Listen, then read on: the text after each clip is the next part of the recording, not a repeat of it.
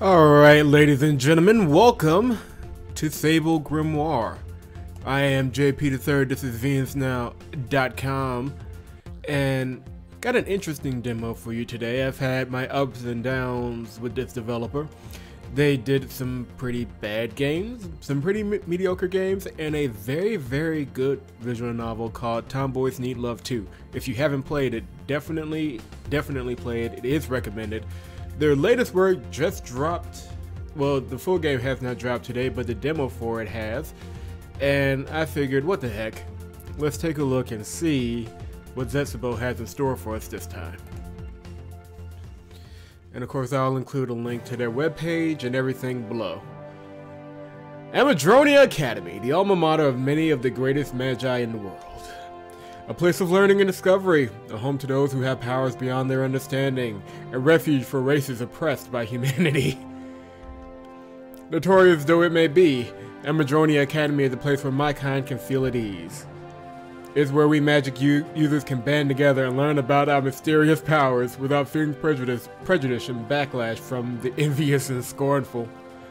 Wow, I mean, I know they're probably not intending to knock X-Men here, but I'm just saying, Marvel may want to have a word with you after this Zetsubou. It's a place open to all ages, all races, all ages, and all nationalities. Anyone who wields magic power, great or small, may become a student here, and it's starting to sound like a magical utopian university not in the sky. And for the next 3 to 6 years, I will be living among them. As a mere human being, it is quite possible that I will not fit in here. Magic academies such as this are typically filled to the brim with demi-human races, many of which are gifted in the arcane arts. Compared to them, human beings are powerless, so few of us are capable of using magic to begin with, and even those of us who can, we cannot measure up to the elite demi-humans. Nonetheless, I plan to turn many heads during my time at Amadronia. Natural ability is not everything. What I lack in raw power are more than can make up for in technique, understanding, and creativity. I don't know, man. I certainly wish you the best on that one. Mark my words, by the time I leave this academy, everyone will know the name Sable Labor. Labor? Labry? Labor. Sable Labor. I'm pretty sure it's Sable Labor.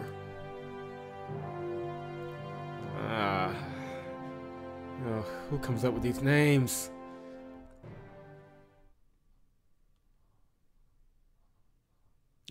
I mean, the backgrounds look really good. I'll give them that. Very unpopulated, but that's pretty typical. Very few visual novels actually populate their backgrounds with people, but it's got a good look to it. Decently science fictional and whatnot, or science fantastical as the case may be. I breathe a deep sigh as the fatigue leaves my body. Closing my eyes, I stretch out my back and neck, which have grown stiff during my lengthy wait. Patiently, painstakingly, I have sat idly for the past hour or so, struggling to stay awake as I wait for my train. Sheesh, I'm starting to feel like I'll never reach the academy. My train was supposed to be here half an hour ago. What's the holdup? I glance up at the physical data terminal overhead as I silently complain. Its display, which is supposed to update in real time the moment anything changes, makes no mention of any delays or changes in the schedule. As far as I can tell, my train should have already come and gone. There are no delays mentioned, and I'm definitely on the right train line. I'm not heading in the wrong direction either. On the other hand, I haven't seen anyone else wearing the academy uniform around here. Is it a coincidence? Is there some obvious explanation that's eluding me? Perhaps I better look a little deeper. I walk away from the other people on the platform, intentionally isolating myself. Once I'm far enough away that I can move around without bumping into anyone, I thrust my right hand out and turn my palm upward. Oh, new technology. Terminal, possibly the most well-known and widely used spell in the world. Oh, okay, it's a spell. Despite being considered a spell of advanced difficulty, Terminal is, for many, the first spell they learn. Or at least the first spell they master. And it's no wonder why. Who wouldn't want a gateway to their own mind, not to mention the minds of others, always at their fingertips? Terminal is the weightless, translucent, ethereal equivalent of a personal computer. The data is all stored inside one's mind, and by connecting to the minds of others, terminals allow people to communicate and to share information. That is probably the best explanation I've heard for random data terminals that just pop out of thin air. Although its practicality, I mean, it is at this point science fantasy, so its practicality can be more or less ignored. As the number of people capable of using terminal expands, so too does the vast pools of information at our disposal. It has become an invaluable tool, particularly for students, and as a result, the spell has naturally grown more and more popular. Now then, let's see here. Train timetable. Here we go. Tapping the air just before the floating screen in front of me, I searched my own mind for the train timetable I viewed before leaving home. That could, yeah. That's weird. I definitely didn't mix up the time or the train line. So where the heck is... Ah! Is that a terminal? Wow, the protagonist looks really straightforward. I dispel my terminal and turn my head as a surprise shout reaches my ears. Hello. Hey. That was a terminal, right? Wasn't that a terminal? Yeah, that's right. Are you... Show it to me. No, but I already... Show me! I consciously take a step back as the energetic girl in front of me pushes forward. Seeing her enthusiasm in full force, I breathe a sigh of resignation and raise my hand. Fine, take a step back. Nodding happily, the girl does as I say. So be it. Ah! It really is a terminal! A real live terminal, in the flesh! No, terminals aren't alive, nor do they have any flesh. It's just a projection of, hey, does this thing have any games on it? Ooh, can you access the internet through this thing? Hey, stop that. My terminal disappears as the girl in front of me puts her hand through it. It's gone. I didn't break it, did I? Huh? What kind of idiot? I stop myself mid-sentence. As foolish as the girl before me seems, I know that I shouldn't look down on her. There's nothing shameful about not knowing how a spell works. I can't call her an idiot for being unfamiliar with the workings of something considered to be an advanced technique. Thinking that way, I sigh once more, then raise my hand and look at her in the eye. It's fine. It isn't broken. You just disrupted the spell, that's all. I did? Something like that? That's right. Terminal is a useful spell, but the screen it creates is very fragile. That's why I stopped short of ever actually touching the screen. Watch. I separate from the girl and raise my hand once more, calling forth my terminal. With the screen in front of me, I use my other hand to interact with the untouchable device, sending random commands to the screen as I demonstrate how a terminal is used. You're right. You didn't touch it, but it still reacted to your movement. You've got it. Terminals may be useful, but they're easily dispelled, so although you don't have to worry about breaking them, it's difficult to maintain one for long. I see. So that's what terminals are like, huh? Amazing. A joyful smile creeps onto the girl's face as she stares into my eyes. Thank you. That was a very enlightening experience. I look forward to learning more from you in the future, senpai. Suddenly acting reserved and courteous, the girl lightly bows her head. Don't worry about it. I've become rather single-minded too when I see something outside my understanding, so I totally... Wait a minute. Senpai? You have no idea how glad I am that you're here, senpai. We really have to use senpai, don't we? And not just because I finally got to see Terminal up close for the first time. Before I saw you here, I thought I'd gotten on the wrong platform, but if you're here, then this train must be going to Amadronia Academy after all. I raise an eyebrow to try to piece together the words of the peculiar girl in front of me. Well, it's true that I'm heading to the academy, and I've just become a student there. I'm definitely no older than this girl. Furthermore, today will be my first day at Amadronia Academy. It's far too early for anyone to be calling me their senior. Hey, senpai. Senpai, listen. I've got a question for you. I'm going to call you Navi from now on. I ruffle my hair with my hand as I shake my head. Without asking what she wants, I voice my own thoughts instead. Stop calling me that, would you? I'm not your senior in any sense of the word. Aside from knowledge pertaining to magic, apparently. Besides, why senpai anyway? You don't look Japanese to me. This doesn't take place in Japan or a Japan alternative? Wow. Senpai, don't be rude. There are some things you just shouldn't say to a person. Even if you doubt someone's background, you aren't allowed to call them out on it. Oh, whatever. I don't agree with that at all, but I'm not about to get into an argument over this. Giving up without a fight, I shrug and move the conversation along. Fine, let's say you are Japanese. I am Japanese. 1/4 to be exact. Well, whoop-de-doo. Like it matters. Even if that is the case, that isn't the only problem here. I mean, aren't we the same age? And this is the first time we've met, right? So why are you calling me that? Oh, I see. You don't want me to call you senpai, huh? Well, I don't really care. It's just a bit misleading and... No, I understand. I understand completely.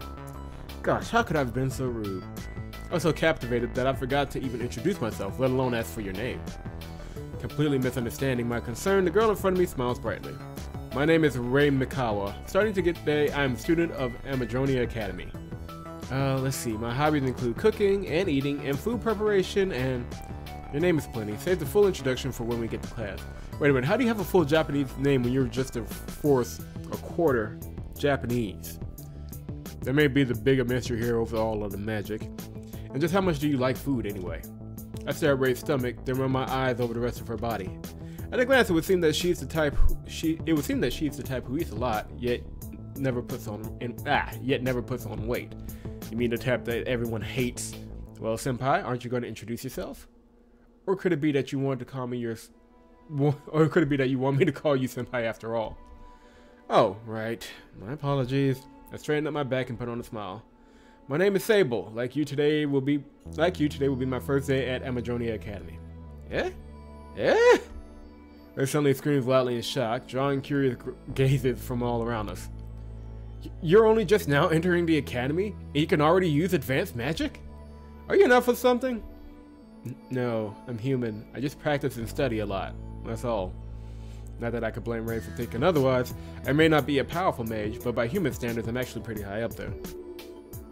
Many demi-human races, such as elves and pixies, are known for being gifted at magic. Their weakest and most feeble-minded kin are far more talented than even the greatest of human mages. We get the point. Humanity is a poor, put-off race who can barely do magic, even though apparently technology also exists in this world, and that's going to need to be explained. And yet, despite the significant gap between us, many of these exceptional races are also similar to human beings, at least in terms of appearance. Elves, for example, are often mistaken for human beings, and human mages are in turn mistaken for elves. It is a common misunderstanding, and even though I personally don't take offense to being called an elf, there are many who feel quite differently. Perhaps I should strive to become a tad more observant from now on myself. From what I understand, Amadronia Academy is packed full of different kinds of demi-humans. I hate to cause a ruckus by accidentally offending them or misunderstanding their intentions. Wow, you're a human, yet you've already learned an advanced spell like Terminal? That's amazing! I stopped zoning out and focused on Ray once more, only to find her staring at me with eyes filled with wonder and excitement. You look like you're my age, but we're on totally different levels. You must be a prodigy or something. No, I wouldn't go that far. Like I said, I just study and practice a lot. It took me a long time to get to this level. Amadronia Academy's only strict requirement for entry is that a person has awakened as a mage. As such, it's not unusual for people of differing levels to be in the same grade. The Academy doesn't appear to discriminate based on age, race, or natural ability either, so in some cases, elves who are hundreds of years old may study side by side with teenage humans like myself. It's a system which has come under fire often over the years, but despite the repeated criticisms, the old system still remains in place. Wait a minute, how did you learn an advanced spell like Terminal without attending a magic academy? Did you have a tutor or something? Nothing like that, I just didn't have anything better to do, so I devoted my free time to studying. Well, there's also the fact that I'm pretty obsessive. When I find something interesting, I can't bring myself to turn away. I know what you mean. Like when you see a kitty cat roaming around in the middle of the street, you wonder, does that cat have a home, or is it a stray? So you spend the rest of the day following it around. I think your obsession is a little bit different than mine. Anyways, you're starting at Amadronia Academy too, Ray. Yeah, we'll go with it. That's right. Starting today, I'm going to become a world-class cleric. A cleric? You're specializing already? Although every mage is forced to learn the basics, we are inevitably given choices to make regarding what we want to study. After a person's first 3 years at an academy, this comes to a climax, and we're told to choose a specific field of study. By our 6th year, we're expected to be ready to enter the workforce in that field. It would seem that, without having attended a single class, Ray has already decided that she wants to become a cleric, a healer who can save people even on the brink of death. It's a noble profession, but not one which many people aspire towards. I sure am. Why waste time dabbling when you already know what you want to do? Besides, I'll have you know that I'm quite the expert when it comes to healing magic. Oh, that's rather surprising. There aren't many people our age who can use spiritual magic effectively. Do you come from a family of healers? That's right. The women in my family have all been priestesses and nurses for generations. For generations! I'm the first one to use actual magic, though. I stare in disbelief at Ray, the wannabe cleric who apparently doesn't understand the difference between healing magic and medicine. Coming from a family of nurses really isn't the same as being born into a lineage of spiritual magic practitioners. Does Ray not understand why this distinction is important, or is she doing this on purpose just to mess with me? Shaking my hand, I once again gaze towards the physical data terminal hanging overhead. Seeing me stare at the device, Ray follows my line of sight.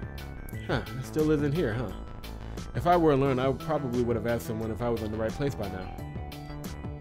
I'm beginning to think that we should do that anyway. The timetable I looked up said the train should have been here a long time ago. There haven't been any delays mentioned, so I stopped mid-sentence as I noticed that Ray's figure has disappeared from my side. When I locate Ray, I find her talking to a middle-aged man, seemingly asking him about the train timetable. Ray then speaks to a few more people, and after gathering enough information to satisfy herself, she faces me once more. I'm back! Did you miss me? You were gone for less than 1 minute. Aw, no need to be shy. Just be honest and say that you missed me. So, what did you find out? Are we in the right place? You totally missed me. Shut up, Ray. Not letting up, Ray continues to smirk proudly. I sigh and place my hand on my face, at which point Ray starts to move along. I asked a few people, and they all said the train will be here shortly. Apparently, most people heading to the academy get off at the platform before this one, since express trains skip this platform. What did you just say? My eyes open wide as Ray's words registered in my mind. I am on the correct train line. I did get the right time. I am heading in the right direction. But I transferred at the wrong station. For crying out loud! How can I make such a stupid mistake? I knew I should have distracted myself by studying on the ride over here. Don't worry, we have plenty of time before the opening ceremony. Even if the train takes longer, we'll still reach the academy with time to spare. The opening ceremony isn't the problem here. This is your first day too, right? I don't know about you, but I was planning on buying some spare uniforms and taking a look around campus.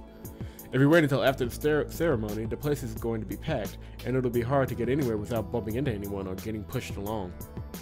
I don't understand. Have you never been to Amadronia Academy before? You should have already visited during last month's orientation seminar, right? There was an orientation seminar. Okay, so both of our characters here aren't exactly the brightest the brightest light bulbs in the box. We'll just put it like that. I received my letter 1 week before the seminar, didn't you?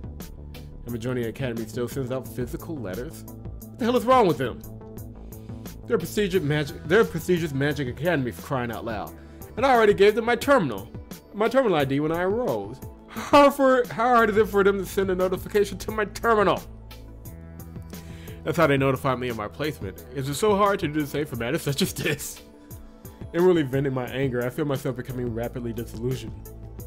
I never gave Amadronia Academy a mailing address, since it wasn't listed as a mandatory field on the application.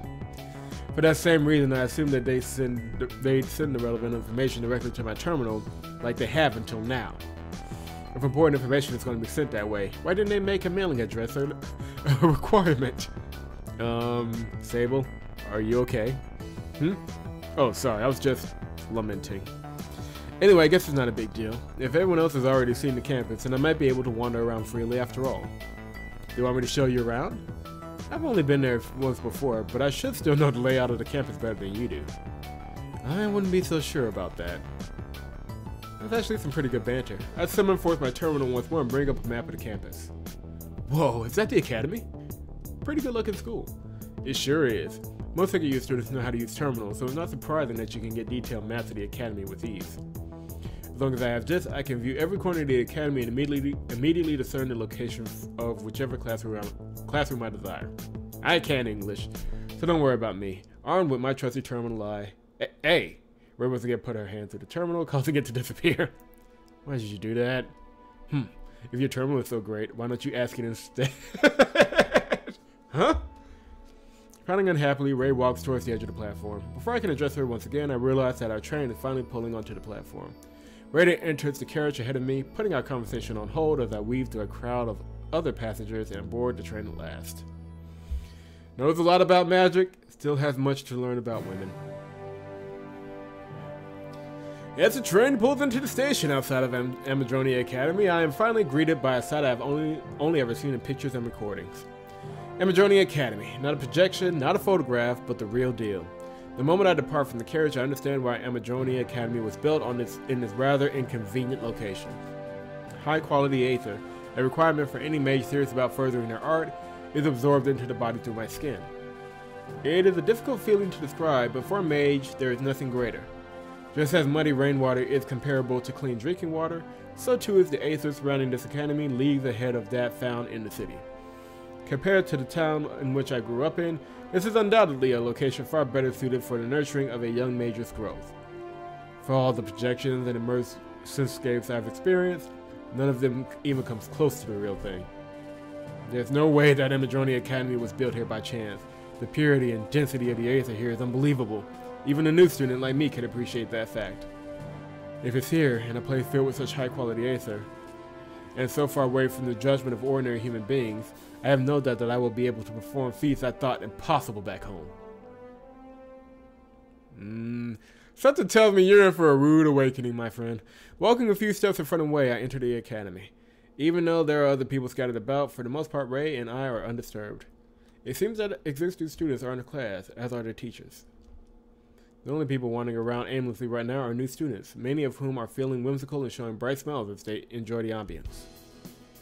It feels so good to be back here. I had almost forgotten how mystical this place felt. I refrained from uttering the word aether and lecturing Ray on the reasons for that mystical feeling. Instead, I simply nod my head. You're right. This may be my first time here in the flesh, but the feeling Amadronia Academy gives me definitely lives up to the hype. Ray stretches her back and inhales deeply, like one would when lapping up the fresh air of the countryside. Aether is absorbed through the skin, and it's not something we inhale, so her actions don't actually accomplish anything. Nevertheless, judging by the pleased experience on her face, the placebo effect may be enough for Ray. So, where to first? We still have half an hour or so before the opening ceremony. Are you going to your dorm room first, or are you going to socialize? I was thinking I'd just go straight to the auditorium, so I wouldn't get lost and be late. Before that, I'm going to visit the cafeteria. The cafeteria? But didn't you just... Before I can remind Ray that she was eating snacks the entire train ride here, I remember the list of her hobbies. As it turns out, she wasn't kidding. Ray is, despite her appearance, a glutton. Well, have fun. I'm going to take a look around. Okay, see you later. Oh, one more thing before you go. Ray straightens up her back and faces me with a smile on her face. I hope we get placed in the same class, Sable. Ray skips off happily with a slight tinge of red on her cheeks. As she quickly disappears from my sight, I don't have the heart to tell Ray that our class listings have already been posted. Or that we're in separate classes. Wow. Without bothering to summon my terminal, I begin to walk around the courtyard outside, heading nowhere in particular. At this point in time, most of the new students are inside, either unpacking their belongings or getting changed before opening ceremony. As someone who wore the uniform on the train right over and sent their luggage to the academy ahead of time, I feel no obligation to do the same. For now, my only duty is to familiarize myself with the campus before the opening ceremony begins. It may seem a bit unsociable of me to avoid everyone like this, but I guess it can't be helped. They're all either talking in the hallway with their friends or preparing in their rooms anyway. Even if I did make an effort right now, it wouldn't make much of a difference. I should wait until after the ceremony is over before trying to socialize. Happy to put off the imminent social activity, I walk through the empty courtyard while feeling justified in my choice. It's not as if I don't want to make friends, I'm just more interested in Amadronia Academy itself right now. Once I've had a good look around, then I can worry about other people. The Academy Senscapes didn't do this place any justice at all. This place is nothing like the recordings I've seen. Not that I'm surprised by that. Generally, only 5th-year students are skilled enough to even record a Senscope, let alone a decent one. And they've been too busy with their studies to make anything too elaborate. I should consider myself lucky to have experienced any Senscapes of this academy at all. Senscapes, complete recordings of the sights, the smells, the touches, and the tastes of everything which the recorder experienced. Senscapes are often thought of as the magical equivalent of virtual reality technology, cranked all the way up to a brand new extreme. Everything feels completely real. There is no discernible difference between running your hands along a stone wall in a cityscape and doing so in real life. Any experience in one is exactly the same as in the other, except for apparently the feeling of the aether in the air.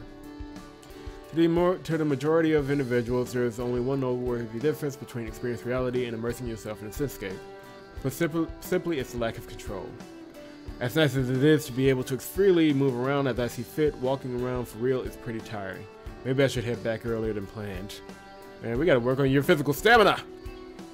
Besides, as interesting as it may be to wander around, I can't afford to fully relax when I know that time isn't on my side. I'll just take a proper look later, when I have nothing else to do. Resolving myself to put off further exploration until later, I turn towards the academy in order to return to where I come from. The second I turn around, however, I notice someone blocking my path. Oh, hello there. You must have crept up on me. I didn't hear you at all. Mind your tongue, human. I did no such thing. So, I don't see how elves are confused for humans. I mean, it's pretty obvious. You know what? We're gonna leave it alone. I'm simply curious as to where newcomers such as yourself might be headed. I most assuredly was not creeping around. Okay then. I take a step back and look at the obstinate girl in front of me. Long silver hair, bright yellow eyes, and above all, the characteristic ears of an elf. At a glance, it is obvious which race this girl belongs to. What is it? Do my ears truly fascinate you so? Oh, I'm sorry, I didn't mean to stare. It's just, I don't really know any demi-humans, so I will forgive this transgression. However, I must warn you that others might not be so accommodating. If this is your first time living among other races, then you best be mindful of how you act around others. Yes, right. You're completely right. My apologies, miss. Even if I gave you my name, you would not remember it. You probably wouldn't be able to pronounce it. Then, do you have a nickname? I have to call you something after all. My non-elven acquaintances call me Leisha. Leisha, is it? That's a nice name. Of course it is. What were you expecting? Oh, good grief. Despite her harsh tone, Leisha appears to be embarrassed as she gives me her name. Defensive though she may be, it seems Leisha hasn't actually rejected my presence just yet. So, Leisha, are you a new student here too? Clearly I am. Were I in a different grade, I would be in class right now, rather than speaking to you. Not necessarily. I hear that once you reach your third year at the academy, you pretty much make your own schedule. Or you could just be a truant, though I guess a serious person like you wouldn't be skipping class, would you? You assume that I am a serious person. Am I wrong? Not entirely. Be that as it may, you shouldn't judge others. We get it! Oh my god. This is the second time we're told this. Be that as it may, you shouldn't judge others based on their appearance, especially if you're unfamiliar with non-human races.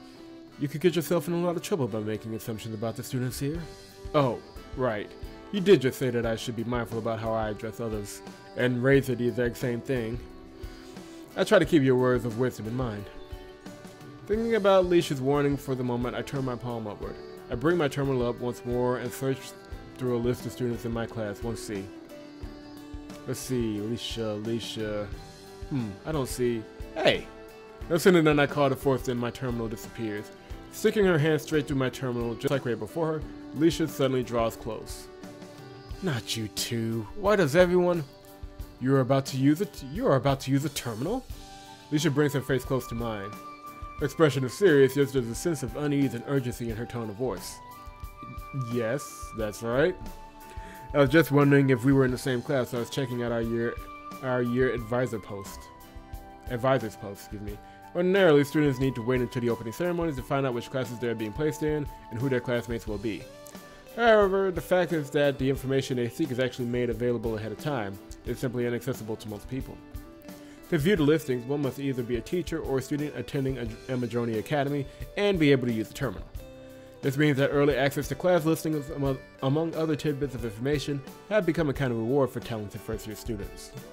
Though, for the most part, it's something that's simply taken advantage of by those with siblings or friends in higher grades. Unbelievable. To think that a mere human would master the usage of a terminal before me. No, I'm not a master of anything. I just... Human. What is your name? Sable. Sable Labor. Labor Sable. Leisha averts her gaze for a moment as she loses herself in thought. After a few moments, Leisha's eyes open wide and she looks me in the eye once more. Impossible. You were ranked in the bottom half of this year's applicants. How could you possibly know an advanced spell already? I smiled wildly and looked away. Unfortunately, it's just as Leisha says. I'm ranked quite poorly on the entrance exam for Amadronia Academy. Truthfully, our individual rankings aren't all that important. We're here to learn how to use our powers for the good of society, after all, not to compete for rankings. Oh boy. Be that as it may, our rankings do serve a purpose, and I take no pride in my poor performance on the exam. Had I ranked well, I would have started my life here with an increased allowance from the academy. I'd also be given more leeway on assignments, preferential treatment for teachers, and other perks. So, rankings do matter, they just don't matter to you. Got it. And as a lower ranked student, however, not only will I miss out on such perks, but also, nobody will expect anything from me. Just hard work and determination, I guess. Terminal is an advanced spell, but it isn't strenuous. Even someone as weak as me can... No, wait, forget about that for a second. How did you know what rank I am? You didn't seriously memorize the rankings of every student in our grade, did you? Does that surprise you? Listen well, human. We elves possess many abilities which your kind does not. Unfaltering memory and a natural gift for magic are just the tip of the iceberg. You best not underestimate us. Leisha begins to zone out as she speaks. Her words slow down as she cuts herself off mid-sentence, losing herself in thought. No, it couldn't be. Did you purposely do poorly on the entrance exam so people would underestimate you? Eh? What are you talking about? I tried really hard on the entrance exam, okay? I just hadn't studied the right material for the exam. And I was completely destroyed by the physical portion of the exam. I understand now. You played a fool, but you're undoubtedly a truly frightful being. Huh? Are you talking about me? I'm not playing anything, and I never frightened anyone in my life. Silence! You will not fool me a second time! Curses. I think I was so proud of myself for having been named valedictorian. How frustrating for someone so gifted to be hiding among the rabble was an unforgivable oversight on my part. Oi! Who are you calling rabble? Leisha snorts and turns her head. So be it. I may have gotten ahead of myself, but I have not lost yet. I will not forget this Sable labor. Mark my words, I will surpass you. Leaving behind such a declaration, Leisha walked straight past me towards the entrance of the academy. For a moment, I simply stare at her receding figure, trying to make sense of our bizarre meeting. But before I can think about it too deeply, I realize that my time is up. The opening ceremony will begin any minute now, and I have no time to waste. So it's kind of taking a little bit of fun, having a little bit of fun with the tropes of high school anime and the secret badass hidden among all the regular people that nobody anticipates until he shows his true talents and earns himself a harem of nubile young women. It feels like I literally just got fun making fun of this. Got through making fun of this. Oh god, my English. Anyway, we'll put a pin in it here. I'm going to get a glass of water and we'll pick up with it very, very soon. Leave a like in the description box if you... Oh crap. My English is really off today. Okay, it's not my fault. It's Monday. It's been a long day. Let's just do a take two of it. Leave a like if you enjoyed the video. Subscribe to the channel if you have not done so. And check out the demo and the main page for the demo in the description box below. And this is vnsnow.com, vnsnow.com, for all your visual novel needs and wants, and possibly needs. I'm going to get a glass of water and hopefully get my mind right for the next chapter.